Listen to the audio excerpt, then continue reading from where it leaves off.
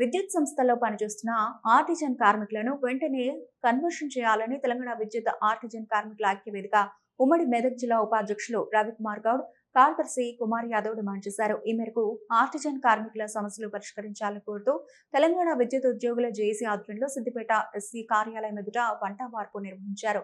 ఈ కార్యక్రమంలో ఐక్యవేదిక నాయకులు పాల్గొని విద్యుత్ ఆర్టిజన్ కార్మికులకు సంఘీభావం తెలిపి మాట్లాడారు.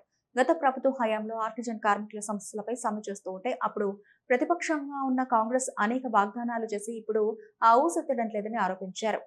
తెలంగాణ విద్యుత్ ఎంప్లాయీస్ యూనియన్ జేఏసీ రాష్ట్ర పిలుపు మేరకు ఈరోజు అన్ని సర్కిళ్లలో వంటవార్పు మరియు ధర్నా కార్యక్రమం చేపట్టడం జరుగుతుంది.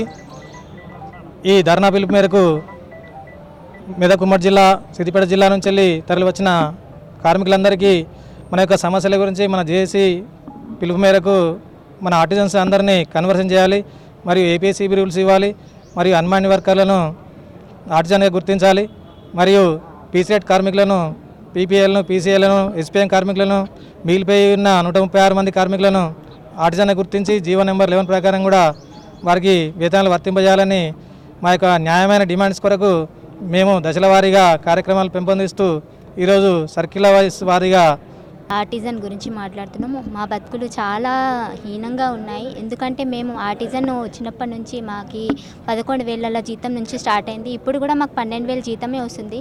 మా పిల్లల్ని మేము బ్రతికించాలంటే ఎట్లా చేయాలో మాకు ఏం అర్థం అవ్వట్లేదు.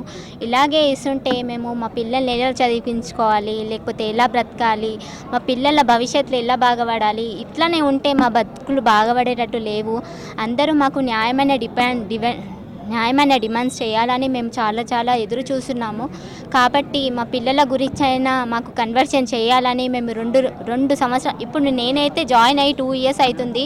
మా బ్రతుకులు ఏం మారేటట్టు లేవు. మేము గ్రేడ్ 4 అంటే చాలా చీఫ్గా చూస్తున్నారు మాకు.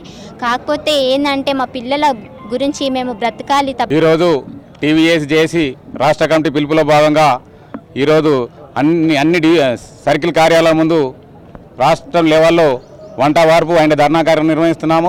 మొన్న 26 తారీఖు నాడు అన్ని డివిజన్ కార్యాలయాల ముందు ధర్నా చేశాము. అలాగే 30 తారీఖు రోజు కూడా అన్ని డివిజన్ కార్యాలయాల ముందు ధర్నాని నిర్వహించాము.